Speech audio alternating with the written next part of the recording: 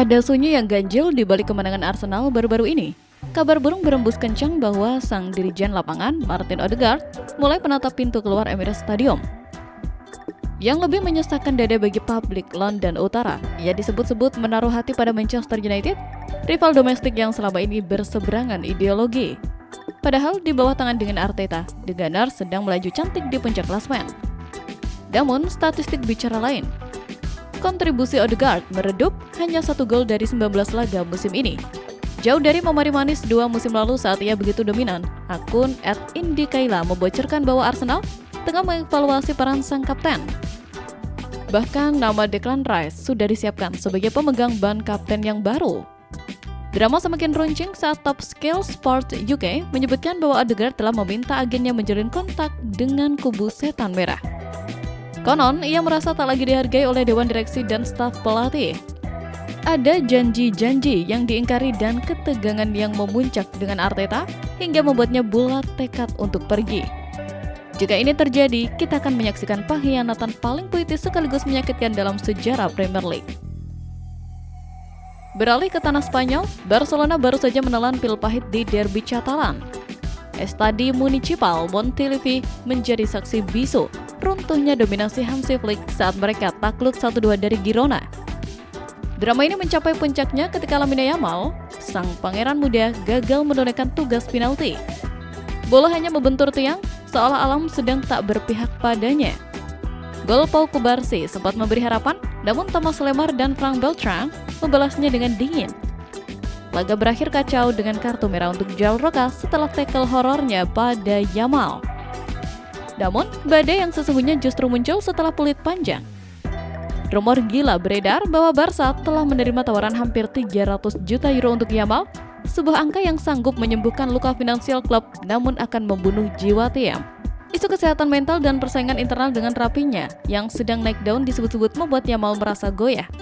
Barcelona kini berdiri di persimpangan jalan, mempertahankan simbol masa depan mereka atau menyerah pada godaan emas yang tak masuk akal.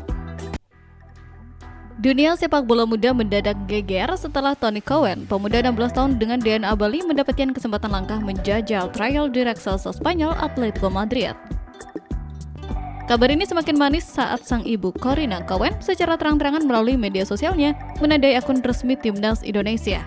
Sebuah sinyal kuat bahwa ia lebih memilih sang putra membela Garuda ketimbang Belanda.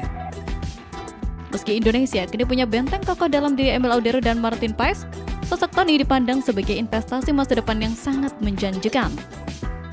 Pihak agensi pun memuji bahwa selama di Madrid, Tony tampil sangat menonjol dengan kualitas dan mentalitas yang melampaui usianya. Sementara itu dari Perancis, kapal pesiar PSG akhirnya terhantam badai. Rekor 7 kemenangan beruntun mereka hancur di tangan Rennes dengan skor 1-3. Gol-gol dari Altamari, Lepaul, dan Embolo seolah meruntuhkan keangkuhan tim ibu kota yang hanya sanggup membalas lewat Ousmane Dembélé. Kekalahan ini memang belum menggeser PSG dari puncak klasemen, namun singgasana mereka kini benar-benar terancam dikudeta oleh Lens. Rennes tampil begitu militan dan disiplin, membuktikan bahwa nama besar tak lagi menjadi jaminan di bawah tekanan yang tepat. Berpindah ke Inggris, Chelsea tampil begitu dominan saat melumat Hull City 4 gol tanpa balas di Piala FA. Panggung utama menjadi milik Pedro Neto yang sukses mengukir hat-trick senior perdana dalam karirnya. Pelatih Liam Rowe Senior menyebut bahwa kemenangan ini adalah buah dari intensitas serangan dan profesionalisme tim yang luar biasa. Sayangnya, kegemilangan Neto sedikit ternoda oleh aksi diskriminatif oknum supporter tuan rumah di stadion. Namun, bagi The Blues, hasil ini menjadi penanda bahwa regenerasi mereka termasuk debut beberapa pemain muda mulai membuahkan hasil manis di bawah komando Rowe Senior. Stadion Riyadh Air Metropolitano benar-benar jadi tempat yang gak ramah buat Barcelona. Di leg pertama semifinal Copa del Rey kemarin, skuad asuhan Hansi Flick kena bantai 4 gol tanpa balas sama Atletico Madrid. Yang bikin nyesek, semua gol itu tercipta cuma dalam satu babak. Baru menit ke-7, Eric Garcia sudah bikin gol bunuh diri gara-gara koordinasi lini belakang yang berantakan. Setelah itu, Barca seolah kehilangan arah. Griezmann, Ademola Lookman, sampai Julian Alvarez gantian nyekor dan menutup pesta di babak pertama. Diego Simeone bilang kalau anak asuhnya main pakai hati dan intensitas tinggi. Tapi dia tetap ingetin kalau leg kedua di Camp Nou nanti nggak bakal gampang. Di sisi lain, Flick nggak bisa nutupin rasa kecewanya.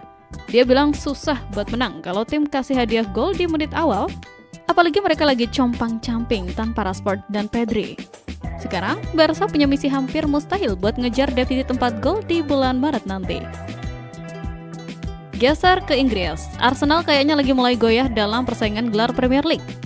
Main di kandang Brentford, The Gunners cuma bisa bawa pulang 1 poin setelah ditahan imbang 1-1. Hasil ini bikin jarak mereka sama Manchester City makin tipis, sisa 4 poin saja. Arsenal sebenarnya sempat unggul lewat sundulan Noni Madueke di menit ke-60. Tapi cuma bertahan 10 menit sebelum akhirnya Brentford balas lewat Kenny Lewis-Potter. Tanpa William Saliba, pertahanan Arsenal kelihatan agak kagok dan sering kena tekan.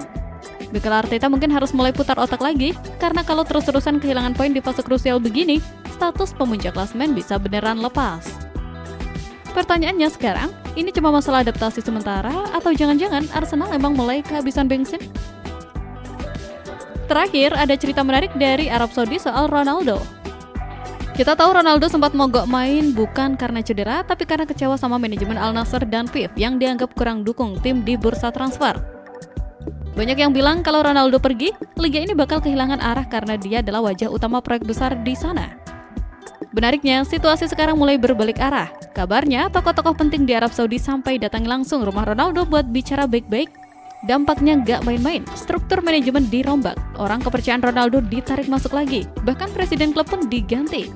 Ini momen langka di mana seorang pemain bisa bikin sistem negara melunak buat negosiasi. Toni Kroos sempat menyindir kalau Saudi cuma soal Ronaldo. Tapi kejadian ini nunjukin kalau mereka lagi belajar cara menyeimbangkan ego bintang sama visi jangka panjang. Pada akhirnya, Ronaldo emang lebih dari sekedar pemain, dia adalah pintu masuk dunia ke sepak bola Arab.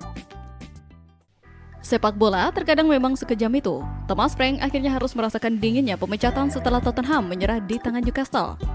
Baru 8 bulan menjabat, Frank dipaksa angkat kaki karena Spurs kini kian akrab dengan posisi ke-16. Hanya 5 poin di atas jurang degradasi. Manajemen klub menyatakan bahwa meski mereka sempat berkomitmen memberi waktu, hasil domestik yang hancur membuat perubahan menjadi harga mati. Namun, yang bikin suasana makin panas adalah rumor penggantinya. Nama Ruben Amorim kini mencuat kuat di lorong-lorong stadion Tottenham. Manajemen dikabarkan sangat tertarik menjadikan Amorim sebagai nahkoda baru untuk membenahi mentalitas tim yang sedang karam. Jika ini terrealisasi, maka Amorim bakal memikul beban berat untuk membuktikan bahwa ia bukan sekedar pelatih musiman, melainkan juru selamat yang dinantikan publik London Utara. Beralih ke tanah Spanyol, sebuah ego besar akhirnya harus tunduk pada realitas. Perseteruan panjang antara UEFA